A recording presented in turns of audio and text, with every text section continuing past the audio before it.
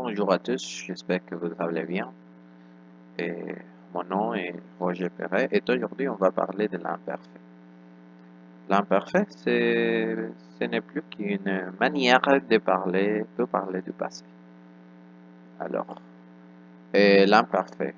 L'utilisation de l'imparfait, premièrement, c'est pour faire une description, parler des habitudes dans le passé et aussi parler des actions secondaires. Pour la description, nous avons il faisait beau hier, il faisait beau, et pour parler d'une situation euh, ponctuelle, il y avait beaucoup de monde à l'hôpital. Parler de l'habitude, il sortait toujours après le déjeuner. Il allait toujours faire ses courses dans le même magasin. Action secondaire, il regardait un film quand soudain l'électricité s'est coupée. Je me souviens beaucoup de Venezuela. Pour faire la formation de passé ou de l'imparfait, dans ces cas, il faut avoir la conjugation du verbe dans les premières personnes plurielles au présent de l'indicatif. On va supprimer la terminaison et on va maintenir la radicale. Et aller, on va ajouter la terminaison de l'indicatif. Nous avons je, la terminaison AIS. Tu, AIS. Il, AIT. Nu, IONS. Vous, IEZ. Il, AIENT. Et ça serait je parlais, tu parlais, il parlait, nous parlions, vous parliez, il parlait. Il faut faire attention parce que la conjugaison dans les cas de la première, deuxième, troisième et le septième, la prononciation sera la même. Mais la première personne et la deuxième personne de pluriel, il va être différent.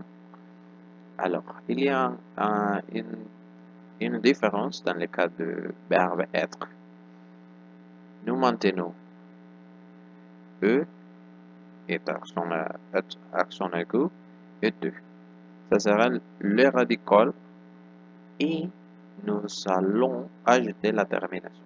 C'est-à-dire, j'étais, tu étais, il était, nous étions, vous étiez, ils étaient.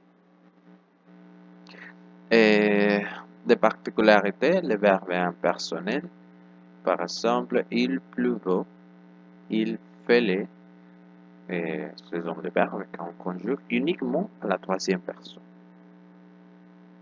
Dans le cas des verbes qui terminent par j'ai, ser, hier et hier, il faut faire attention dans les changements, les petits changements dans la conjugaison. Et par exemple, j'ai mangé, tu commençais, elle étudiait, il payait. La même chose, nous mangeons, vous commenciez, elle étudiait et il payait. Et ça sera tout, mais maintenant on va faire une apprentissage dans quels sont les cas particuliers par l'utilisation du passé ou de l'imparfait de l'indicatif. On pourrait parler de la durée indéfinie d'une action. Par exemple, mon père travaillait pendant des heures le week-end. Ou aussi, avant, Anna faisait de la danse. Une autre fonction est faire des commentaires, mais aussi faire de la description. Il faisait froid et il y avait beaucoup de vent. Une autre description, il y avait beaucoup de monde à l'hôpital. On peut parler des actions habituelles dans le passé. Tous les lundis, il rendait visite à ses parents. Ou, un autre exemple, il sortait toujours après le déjeuner. Également, nous pouvons parler de deux actions simultanées qui se déroulent simultanément. Désolé. Nous pouvons parler des actions qui se déroulent simultanément dans le passé. Elle lisait pendant que son mari écoutait la radio. Un autre exemple, je préparais le dîner et mon frère regardait la télé. Ce sont des actions qui se déroulent au même temps. On pourrait aussi faire des propositions, des suggérances. Et par exemple, et si on allait au restaurant ce soir? Si, c'est une suggérance subtile, faire une recommandation. Et si on prenait un café après le travail? Euh, une caractéristique de l'indicatif de l'imparfait, c'est pour parler de la politesse, atténuer une demande. Je voulais vous... désolé. Je voulais vous demander un service. Un autre exemple, bonjour Sophie, je voulais vous présenter mon ami.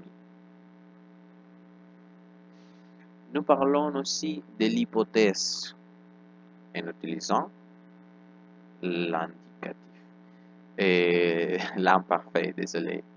Si j'avais du temps, j'apprendrais une langue étrangère.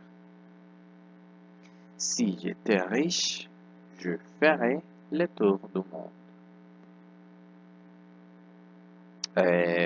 On peut utiliser par les discours indirects. Paul lui a dit qu'il venait à 5 heures. Marie a dit qu'elle était fatiguée. Et finalement, on peut parler d'un événement, d'une chose qui finit à se dérouler, à se produire. Par exemple, une minute de plus et la baignoire débordait. Mais il n'a débordé parce que le minute n'est passé.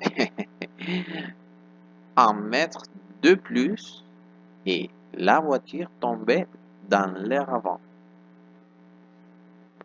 Et ce seront les cas particuliers pour l'utilisation, la formation de l'imparfait.